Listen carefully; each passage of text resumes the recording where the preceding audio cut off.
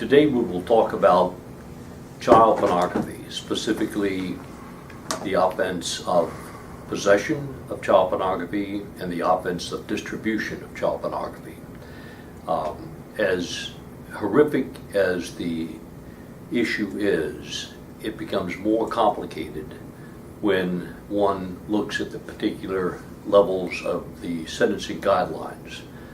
We will discuss those levels of the sentencing guidelines, which obviously take place only if a person is convicted of either or both of these offenses.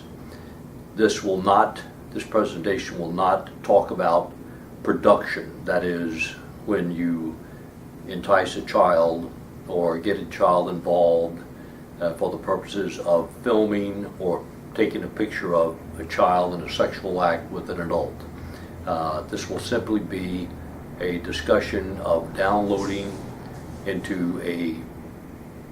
a website into a shared file, and then there will be a disclaimer on the website, if you so choose to download from that website, that unless you agree that the images that you download, to include videos, are in a shared file and can be used by others, you must agree to that in order to be permitted to enter into the website. The simple agreement means that the image goes into a shared file. That constitutes distribution. It doesn't matter if no one decides to pick up the image out of the shared file. It doesn't matter if you do not trade actively images with other individuals that might be engaged in child pornography. The mere filing or the mere downloading of an image into a shared file is sufficient to constitute distribution. The statute prohibiting distribution of child pornography carries with it a mandatory minimum statutory penalty of 5 years. There is no mandatory minimum for the offense of possession of child pornography. Let's talk a little bit about enhancements.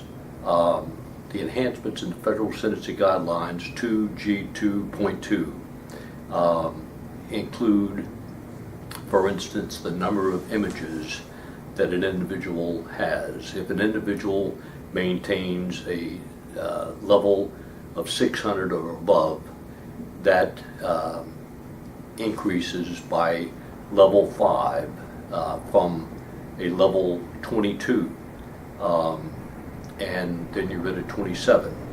If the guidelines, for instance, holds or includes if the child is prepubescent, that is an additional level 4 increase.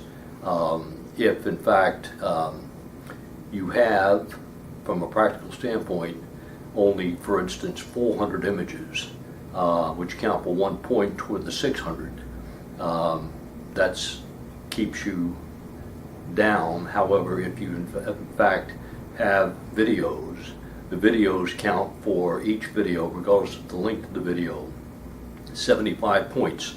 So if an individual has 25 videos, obviously that kicks him well above the 600 level. Back in December of 2012, the Federal Sentencing Commission authored a 200-page report to Congress. And in that report, the Commission was highly critical of the guidelines as it applied to possession and distribution of child pornography. Some of the criticisms include the fact that the guidelines initially started when, in 2004, the PROTECT Act permitted the various enhancements to be included into the sentencing of individuals charged with possession and or distribution of child pornography. The problem is that the current level of the application of the federal sentencing guidelines fails to differentiate between the culpability of one defendant versus another defendant. Back in the early 2000s, the computer age was just starting to come of age, and if an individual engaged in child pornography, it would normally be by mail. Obviously, 600 images shared by mail is a significant number. With the use of the computer, which increases your levels by 2, with the use of a computer, and everybody uses a computer to some degree, you can literally download thousands of images, and will not have the time for an ordinary normal person to view each image that is downloaded. Many images I have found that are downloaded are never viewed by the defendant, simply because there isn't an interest, bestiality, violent acts against children appearing in the video may not appeal to the child pornographer. So the guidelines were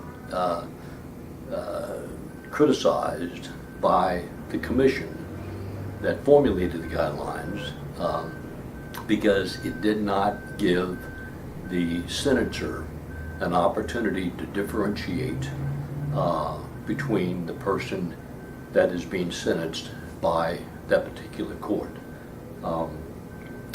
In any event, I think it's wise for the defense lawyer to become familiar with this report.